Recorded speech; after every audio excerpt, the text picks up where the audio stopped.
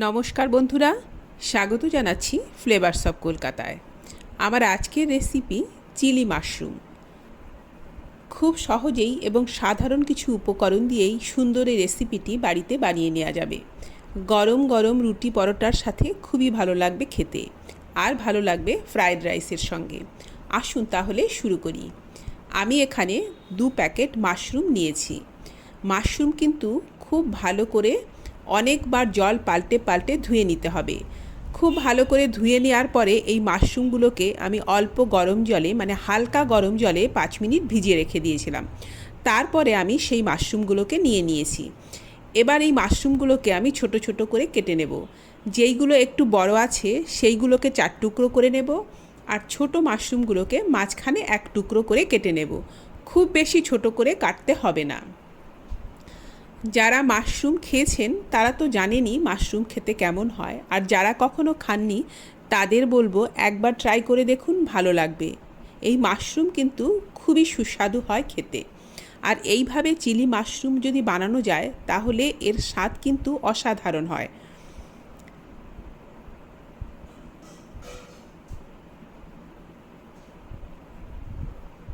এমনি করে আমি সবগুলো মাশরুম কেটে নিয়েছি।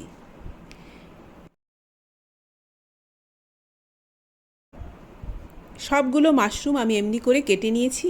এবার এই মাশরুমগুলোকে আমি কিছু উপকরণ দিয়ে মেখে নেব। সেই জন্য এই মাশরুমের মধ্যে আমি দিলাম 2 চা চামচ পরিমাণ ময়দা আর 2 চা চামচ পরিমাণ কর্নফ্লাওয়ার।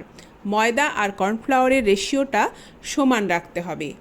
আর দিলাম ঝাল লাল লঙ্কার গুঁড়ো কিছুটা পরিমাণ করে, হলুদ গুঁড়ো একটু দিয়েছি, গোলমরিচের গুঁড়ো দিয়েছি, আর দিয়েছি লবণ, যেটা রেকর্ডিং করা হয়নি। শুকনো মাশরুমের গায়ে এই জিনিসগুলো খুব ভালো করে প্রথমে লাগিয়ে নেব। তারপর খুব অল্প করে জল ছিটিয়ে দিয়ে মেখে নেব।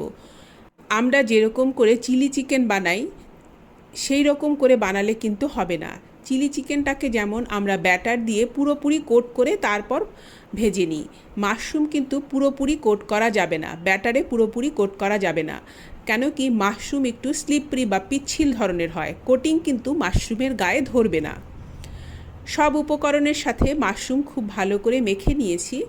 এবার এই রকম একটা ছড়ানো জায়গায়, মানে আমি একটা ফ্রাইং প্যান নিয়েছি, এই রকম ছড়ানো একটা প্যান নিতে হবে। সেই প্যানে আমি ভেজে নেব। একটু বেশি করে রাইস অয়েল গরম করে নিয়েছি। একটা একটা করে মাশরুম একটু দূরে রেখে দিয়ে দেবো, মানে একটার গায়ে একটা মাশরুম দেয়া যাবে না।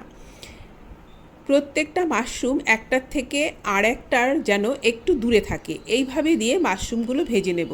প্রথমে আঁচটাকে বাড়িয়ে রাখবো, তারপরে একটু কমিয়ে দেব, কেন কি এই ভাজার সময়ই সেদ্ধ হয়ে যাবে মাশরুম।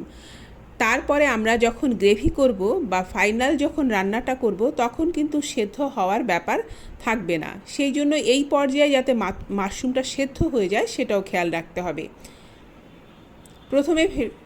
প্রথমে ফ্লেমটাকে বাড়িয়ে দেব।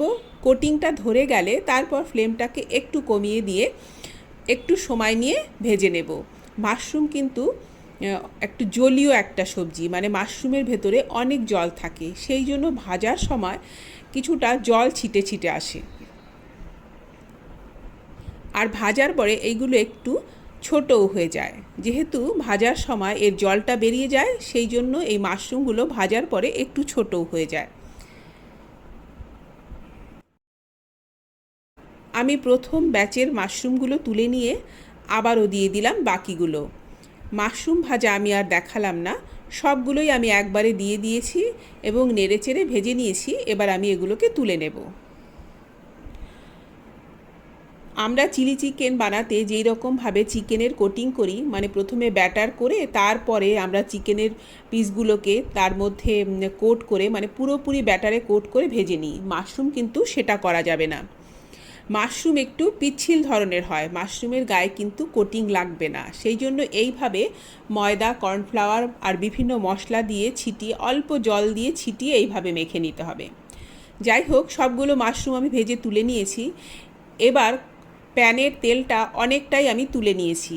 এবার কিন্তু রান্নায় আর খুব বেশি তেল লাগবে না। 2 টেবিল চামচ পরিমাণ তেল আমি এখানে নিয়েছি। সেই তেলে আমি দিয়ে দিলাম কিছুটা পরিমাণ রসুন কুচি আর কিছুটা পরিমাণ আদা কুচি। রসুনটা আদার থেকে একটু বেশি দিতে হবে। আর দিলাম দুটো কাঁচা লঙ্কা। কাঁচা লঙ্কাটা নিজেদের পছন্দ অনুযায়ী কম বা বেশি করে অ্যাডজাস্ট করে নেওয়া যাবে। ফ্লেমটাকে সিমে করে রেখে আদা রসুন আর কাঁচা লঙ্কা একটুক্ষণ নেড়েচেড়ে ভেজে নিয়েছি। ভেজে নেব, কিন্তু লাল করে ভাজবো না। তারপরে আমি এখানে দিয়ে দিয়েছি কিউব করে কাটা পেঁয়াজ, সবুজ রঙের ক্যাপসিকাম আর লাল রঙের শিমলা মির্চ।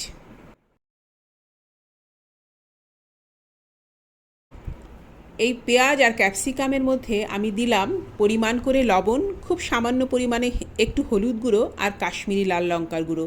এই হলুদ গুঁড়ো আর কাশ্মীরি লাল লঙ্কার গুঁড়োটা এই পর্যায়ে যদি খুব সামান্য পরিমাণে ব্যবহার করা হয় তাহলে এই রেসিপির কালারটা খুব সুন্দর আসে। হাই ফ্লেমে সবজিগুলোকে 2 মিনিট নেড়েচেড়ে ভেজে নেওয়ার পর এখানে আমি দিয়ে দিলাম সসগুলো। দিয়েছি 1 টেবিল চামচ পরিমাণ ডার্ক সয়া সস, 1 টেবিল চামচ পরিমাণ রেড চিলি সস আর 3 টেবিল চামচ আমি দিয়েছি এখানে টমেটো সস। গোলমরিচের গুঁড়ো দিয়েছি পরিমাণ করে কিছুটা, আর দিয়েছি ভিনিগার, 1/2 চামচ পরিমাণ ভিনিগার। এই সসগুলোকেও আমি সবজির সাথে ভালো করে ভেজে নেব। ফ্লেমটা কিন্তু এখন বাড়ানোই থাকবে। যে সমস্ত বন্ধুরা আজ প্রথম আমার চ্যানেলে ভিজিট করছেন তাদের স্বাগত জানাচ্ছি, আর আমার পুরনো বন্ধুদের জানাচ্ছি আন্তরিক ধন্যবাদ আমার পাশে থেকে আমাকে সাপোর্ট করার জন্য। আগামীতে আরও অনেক রেসিপি আমি আপনাদের সাথে শেয়ার করব। আপনাদের অনুরোধ করব আমার পাশে থেকে আপনারা আমাকে সাপোর্ট করবেন। সসগুলোকে সবজির সাথে খুব ভালো করে ভেজে নেওয়ার পর আমি 1.5 টেবিল চামচ পরিমাণ কর্নফ্লাওয়ার একটু জলে গুলে দিয়ে দিয়েছিলাম। কর্নফ্লাওয়ার দেওয়ার সঙ্গে সঙ্গেই নেড়েচেড়ে আমি দিয়ে দিয়েছি ভেজে তুলে রাখা মাশরুমগুলো। আর কর্নফ্লাওয়ারের যে বাটিটা ছিল সেটা ধুয়ে আমি খুব অল্প করে একটু জল দিলাম। যেহেতু আজকের এই রেসিপিতে আমি কোনো গ্রেভি করব না, সেই জন্য আমি খুব অল্প করে জল দিয়েছি। এই পর্যায়ে এসে দেখে নিতে হবে লবণ চিনি সব কিছুর পরিমাণ ঠিক আছে কিনা। আপনারা যদি গ্রেভি রাখতে চান তাহলে এই পর্যায়ে যে জলটা দিলাম তখন জলটা আরও একটু বেশি দিতে হবে। তবে এই রেসিপিটা বা এই খাবারটা কিন্তু খুব বেশি গ্রেভি হলে ভালো লাগে না, শুকনো শুকনোই ভালো লাগে।